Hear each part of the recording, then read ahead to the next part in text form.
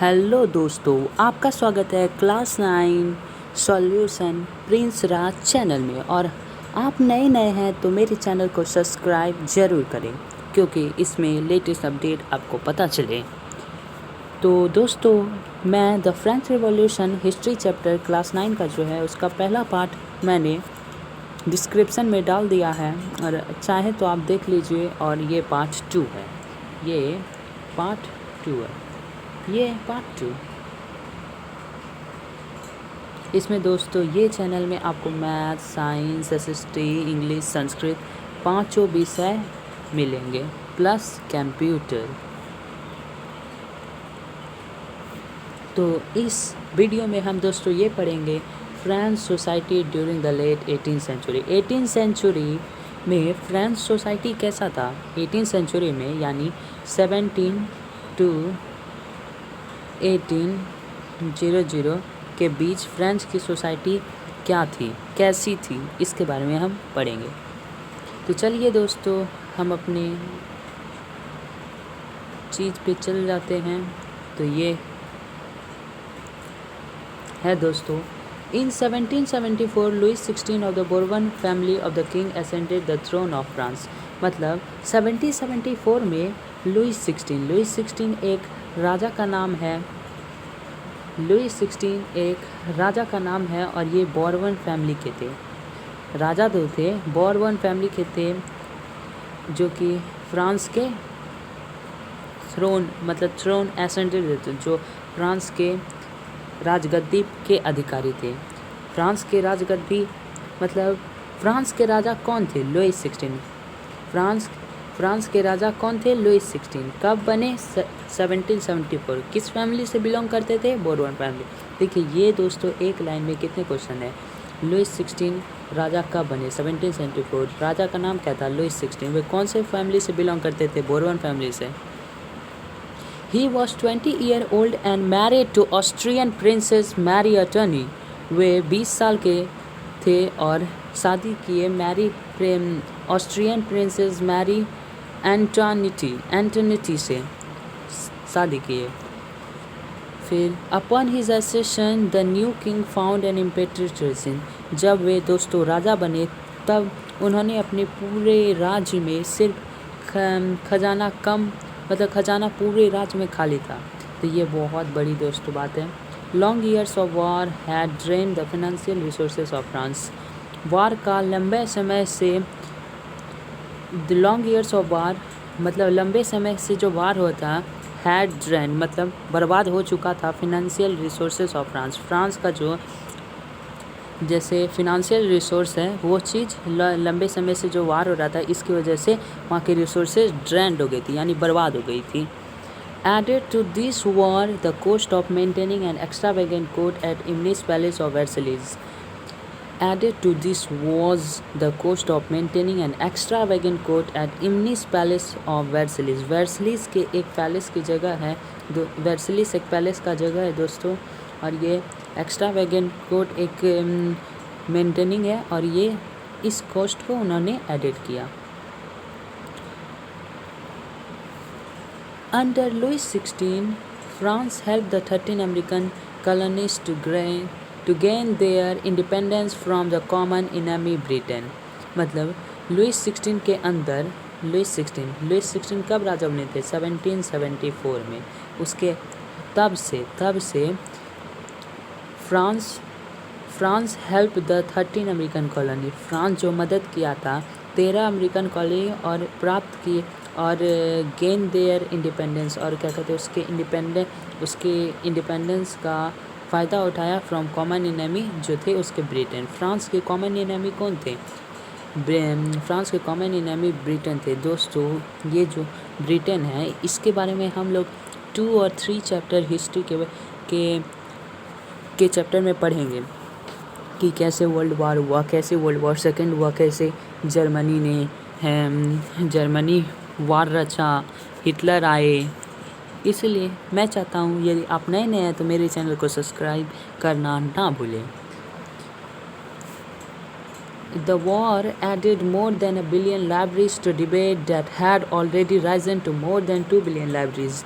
The war added more, मतलब war जो है जोड़ा गया 1 बिलियन लाइब्रेरीज का मतलब वहाँ दोस्तों आपको दिया हुआ है, नहीं तो देख लीजिए। लाइब्रेरीज का मतलब यहाँ है unit of currency in France discontinued in 1774। France में जो करेंसी का यूनिट था वो डिसकंटिन्यू कर दिया गया 1774 में।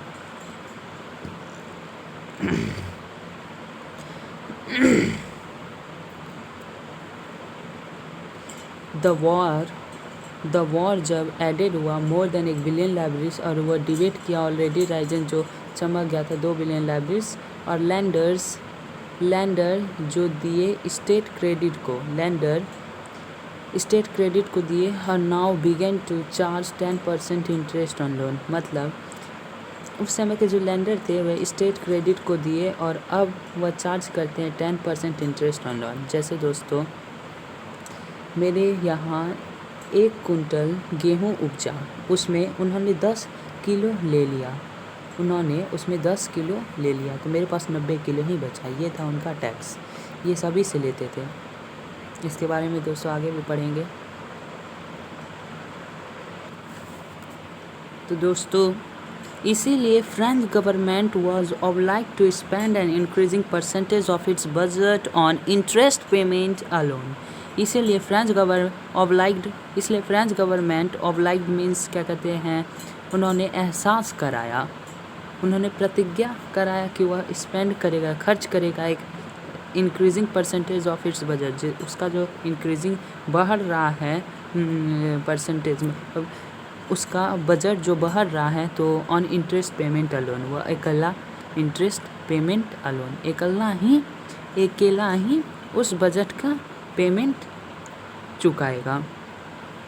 To meet its regular expenses, वह मिला उसके रेगुलर एक्सपेंसेस से ऐसे such as the cost of maintaining an army, the court, running government offices और university, the state was force to increase taxes. मतलब उसके रेगुलर एक्सपेंसेस, उसका खर्च कितना है उससे मिला, और ऐसे कॉस्ट ऑफ मेंटेनिंग एक आर्मी को दिया, कोर्ट जो रनिंग गवर्नमेंट ऑफिसेज चला जाता, यूनिवर्सिटी, और स्टेट को फोर्स किया कि वह अपने टैक्सेस को बढ़ाए। अभी तक yet even this measure would not have sufficed, अभी तक ये जो मेजर हुआ इसको सफिस्ट नहीं कर चुका है। फ्रेंच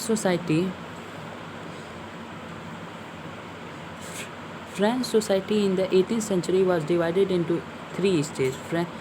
फ्रेंच सोसाइटी जो है 18th सेंचुरी में डिवाइड हुआ 3 स्टेट में, and only member of 3rd state paid, और ऐसा नियम लागू कर दिया, ये फर्स्ट स्टेट को डिवाइड किया, सेकंड स्टेप और ये 3rd स्टेप, और सेम ऐसा नियम लागू कर दिया कि ये 3rd स्टेट ही सिर्फ ये जो टैक्स होगा उसको पे करेगा। तो देखते हैं दोस्तों आखिर ये 3 स्टेट थे क्या। तो ये देखिए दोस्तों, आप यहाँ फिगर में देख सकते हैं, फर्स्ट स्टेट क्लर्जी थे, सेकंड स्टेट नोबिलिटी, और ये 3rd स्टेट में big businessman, merchant, court officers, lawyer, और इसमें पीजेंट और आर्टिसन थे, स्मॉल पीजेंट, लैंडलेस लेबर और सर्वेंट। मतलब फर्स्ट स्टेट में क्लर्जी, और सेकंड स्टेट में नोबिलिटी, और 3rd स्टेट में बड़े बड़े बिजनेसमैन, मर्चेंट यानी ट्रेडर्स, कोर्ट ऑफिशियल और लॉयर्स, और भी मतलब ये हुए रिच मैन, और ये पीजेंट और आर्टिसन ये पुअर मैन, और ये हो गए स्मॉल पीजेंट, लैंडलेस लेबर और सर्वेंट। ये मतलब पीजेंट से भी जो बहुत गरीब है, ये अमीर, ये गरीब, और ये बहुत गरीब। 3rd स्टेट को इस तरह बांटा गया था। तो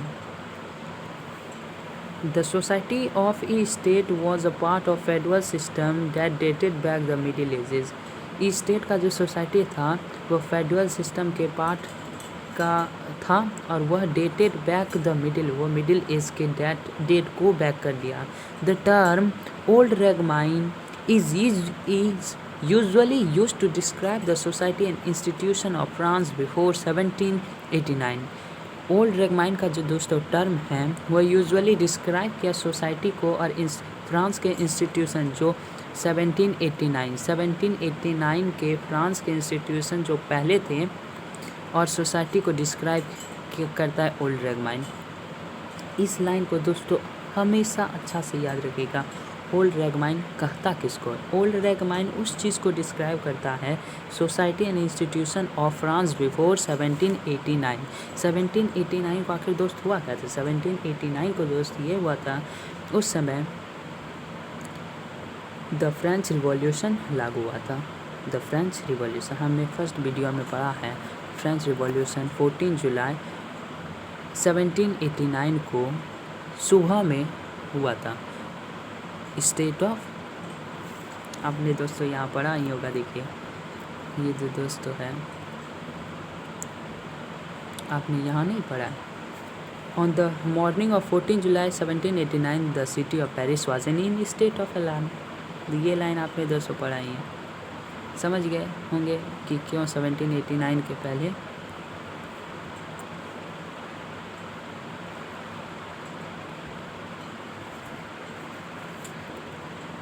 फिगर 2 दिखाता है कि कैसे how the system of state in French society was organise.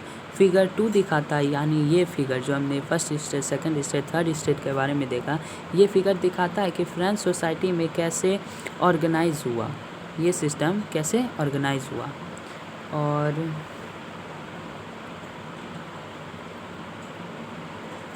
यानी peasant made up of about 90% of population. Peasant बने 90%, 100% में यदि 90% हो जाए, घट जाए, तो 10% ही ऐसे पीपल थे जो पीजेंट नहीं थे, यानी किसान नहीं थे। 90% तो ऑल ओवर हम कह सकते हैं, मतलब लगभग ऑलमोस्ट पूरे पीपल ही फ्रेंच में किसान, थोड़े बूढ़े लोग बस बच गए थे। तो हाउएवर तो भी only a small number of them own the land उसकी दे cultivated.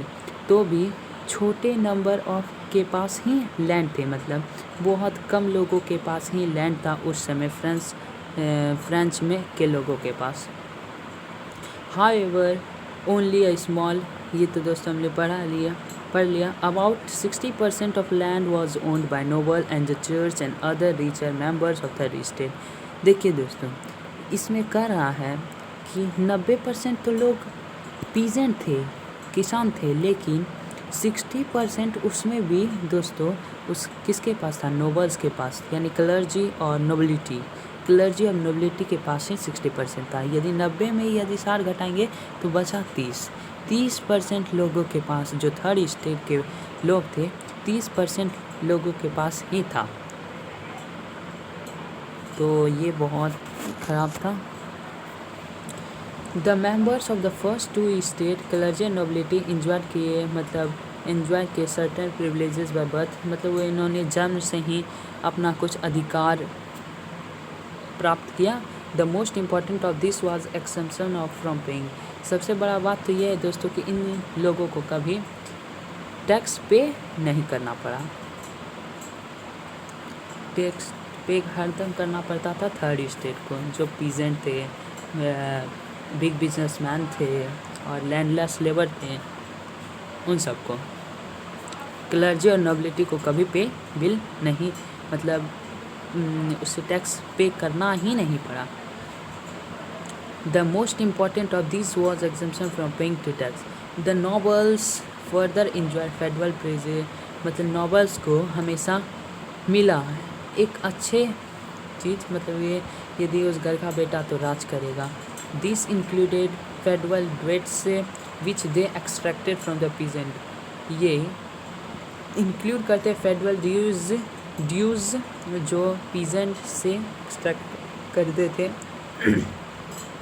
Peasant were oblige to, मतलब पीजेंट एहसास करा दिया to render service to the, जो लॉर्ड के सर्विस थे, यानी to work in his house and field, to serve in the army और to participate in building road. मतलब पीजेंट एहसास करा दिया रेंडर सर्विस के लॉर्ड को, मीन्स मतलब to work in his house, जो उसके घर और फील्ड खेत में जो काम करते थे, जो सर्व इन जो आर्मी में पार्टिसिपेट करते थे और जो बिल्डिंग रोड बनाने में जो पार्टिसिपेट करते थे। The church too extracted its share of taxes called tithes from the peasant. Church बहुत एक्सट्रैक्ट किया उसके शेयर ऑफ टैक्सेस, उसको कहते हैं tithes from peasant से। The church too extracted his share of taxes, उसको कहते हैं tithes। tithes का मतलब हम लोग दोस्तों यहाँ देख सकते हैं tithes मतलब a tax leave by the church, मतलब चर्च के द्वारा एक टैक्स बनाया गया जो कि 1/3 ऑफ द एग्रीकल्चर प्रोड्यूस को, हमने आपको भी दोस्तों कहा 1 कुंटल उपजाता है तो उसमें 10 किलो यही लोग लेगा, तो किसान के पास बचा 90। ये कौन बनाया था? ये चर्च के लोगों ने आदमी बनाया था। और थैली मतलब क्या कहते हैं, आप डायरेक्टली उसी को पे करेंगे और किसी को पे नहीं कर सकते हैं। तो उन्होंने बना दिया एंड फाइनली सभी मेंबर थर्ड स्टेट को उस स्टेट का पे टैक्स करना पड़ा, और ये इंक्लूड करता है एक डायरेक्ट टैक्स, उसको कहते हैं tally, and A number of indirect tax जो लिव करते हैं आर्टिकल ऑफ एवरीडे कंजप्शन जैसे साल्ट, टैम्बैको। मतलब उन्हें डायरेक्टली चर्च को ही पे करना पड़ता था, वे इनडायरेक्ट टैक्सेस पे नहीं कर सकते थे, अलाउ ही नहीं था। करते थे इनडायरेक्ट टैक्स पे करते थे, लेकिन किसका? साल्ट और तंबाकू का, नमक और खैनी का। The burden of financial activity, मतलब फिनेंशियल एक्टिविटी में बर्डन होने लगा।